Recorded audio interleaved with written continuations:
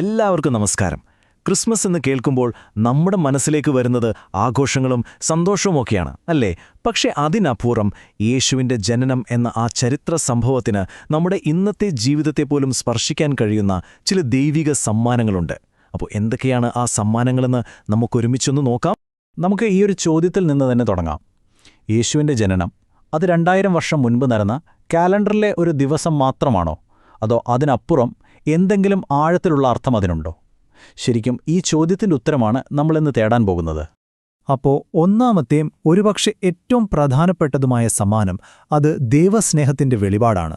അതായത് യേശുവിൻ്റെ ജനനത്തെ വിശ്വാസികൾ കാണുന്നത് മനുഷ്യരോടുള്ള ദൈവത്തിൻ്റെ സ്നേഹത്തിൻ്റെ ഏറ്റവും വലിയൊരു പ്രഖ്യാപനമായിട്ടാണ്. ഈ വാക്യം ഒരുപക്ഷെ നമ്മളിൽ പലർക്കും കേട്ടുപരിചയമുള്ള ഒന്നായിരിക്കും. ദൈവം ലോകത്തെ അത്രയധികം സ്നേഹിച്ചു. ഇത് വെറുമൊരു വാചകമല്ല, ദൈവം എന്തിനാണ് മനുഷ്യനായി ഭൂമിയിലേക്ക് വന്നത് എന്നതിനുള്ള ഉത്തരമാണ്. ആ അളവറ്റ സ്നേഹത്തിന്റെ ഏറ്റവും വലിയ തെളിവാണ് യേശുവിൻ്റെ ജനനം.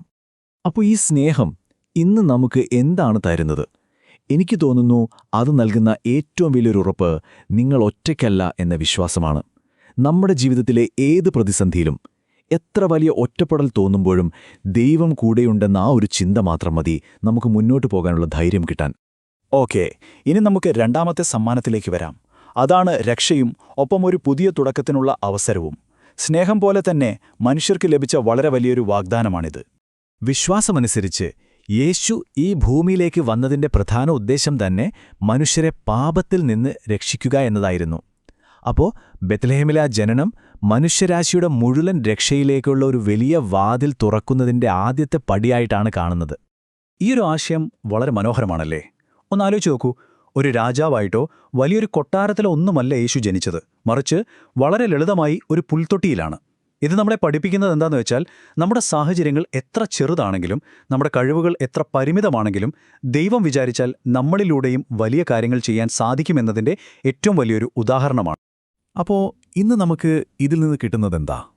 ഒന്ന്, ഒരു ആത്മീയമായ സ്വാതന്ത്ര്യം. അതായത് നമ്മുടെ തെറ്റുകളിൽ നിന്ന് മാറി പുതിയൊരു ജീവിതം തുടങ്ങാൻ എപ്പോഴും ഒരു അവസരമുണ്ട് എന്ന ഉറപ്പ്. പിന്നെ ജീവിതത്തിൽ എല്ലാ പ്രതീക്ഷയും നഷ്ടപ്പെട്ടുവെന്ന് തോന്നുന്ന നിമിഷങ്ങളിൽ പോലും ഒരു പുതിയ തുടക്കമുണ്ടാകും എന്ന പ്രത്യാശ. ഇനി മൂന്നാമത്തെ സമ്മാനം അത് സമാധാനമാണ്. പക്ഷേ ഇത് ലോകത്തിലെ യുദ്ധങ്ങളോ വഴക്കുകളോ ഇല്ലാതാകുന്ന ആ ഒരു സമാധാനത്തേക്കാൾ ഉപരി നമ്മുടെ ഉള്ളിൻ്റെ ഉള്ളിൽ അനുഭവിക്കാൻ കഴിയുന്ന ഒരു ശാന്തിയെക്കുറിച്ചാണ് സംസാരിക്കുന്നത്. ഓർമ്മയില്ലേ ആ രാത്രിയിൽ മാലാഖമാർ പാടിയത്? ഭൂമിയിൽ സന്മനസ്സുള്ളവർക്ക് സമാധാനം. അത് വെറുമൊരു പാട്ടായിരുന്നില്ല, കാലങ്ങളായി മനുഷ്യൻ തേടിക്കൊണ്ടിരിക്കുന്ന ആ യഥാർത്ഥ സമാധാനത്തിൻ്റെ ഒരു വാഗ്ദാനം കൂടിയായിരുന്നു അത്. നമ്മുടെയൊക്കെ ലോകം എങ്ങനെയുള്ളതാണ്? എപ്പോഴും ടെൻഷൻ, പ്രശ്നങ്ങൾ, ഭയം, ഇതൊക്കെയാണ് നമുക്ക് ചുറ്റും. പക്ഷേ ഈ ദൈവിക സമാധാനം എന്ന് പറയുന്നത് പുറത്തുള്ള സാഹചര്യങ്ങളെ ആശ്രയിച്ചല്ല ഇരിക്കുന്നത്. അത് നമ്മുടെ ഉള്ളിൽ കണ്ടെത്താൻ കഴിയുന്ന ഒന്നാണ്. ഏതു വലിയ കൊടുങ്കാറ്റിൻ്റെ നടുവിലും നമ്മളെ ശാന്തമായി നിർത്തുന്ന ആ ഒരു ആന്തരിക ശക്തി. ഇനി നാലാമത്തെ സമ്മാനത്തിലേക്ക് വരാം. ഇത് മനുഷ്യരാശിക്ക് മുഴുവനായിട്ടുള്ള ഒരു വഴികാട്ടിയാണ്. യേശുവിൻ്റെ ജനനം സ്നേഹത്തിലും കരുണയിലുമൊക്കെ അധിഷ്ഠിതമായ ഒരു പുതിയ ജീവിത രീതിയുടെ തുടക്കം കൂടിയായിരുന്നു. യേശുവിൻ്റെ ജീവിതവും പഠിപ്പിക്കലുകളും നോക്കിയാൽ അത് മനുഷ്യൻ്റെ മൂല്യങ്ങളെ വേറൊരു തലത്തിലേക്ക് ഉയർത്തുന്നതായിരുന്നു. വെറുതെ കുറേ നിയമങ്ങളും ചട്ടങ്ങളുമല്ല, മറിച്ച് എങ്ങനെ സ്നേഹിച്ചും ക്ഷമിച്ചും കരുണ കാണിച്ചും ജീവിക്കാം എന്നതിനുള്ള ഒരു പ്രായോഗിക പാഠമായിരുന്നു അത്. ഈ കാണുന്ന മൂല്യങ്ങൾ നോക്കൂ.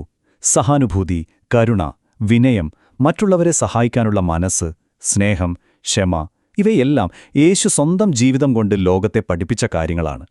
ശരിക്കും പറഞ്ഞാൽ നല്ലൊരു സമൂഹത്തിനു വേണ്ട അടിസ്ഥാനപരമായ കാര്യങ്ങൾ ഇവയൊക്കെ തന്നെയാണ്. ഈ മൂല്യങ്ങൾക്കൊന്നും കാലപ്പഴക്കമില്ല. ഇന്നും നമ്മുടെ ജീവിതത്തിൽ ഇതിന് വലിയ പ്രസക്തിയുണ്ട്. നമ്മുടെ വ്യക്തിപരമായ ബന്ധങ്ങൾ നന്നാക്കാനും മറ്റുള്ളവരോട് ക്ഷമിക്കാനും ഈ സമൂഹത്തിൽ കുറച്ചുകൂടി നല്ല മനുഷ്യരായി ജീവിക്കാനും ഈ പാഠങ്ങൾ നമ്മളെ ഒരുപാട് സഹായിക്കും. അപ്പോൾ നമ്മൾ ഇതുവരെ സംസാരിച്ച ഈ 4 കാര്യങ്ങളും ഒന്നിച്ചു വയ്ക്കുമ്പോൾ നമുക്കൊരു കാര്യം വ്യക്തമാകും.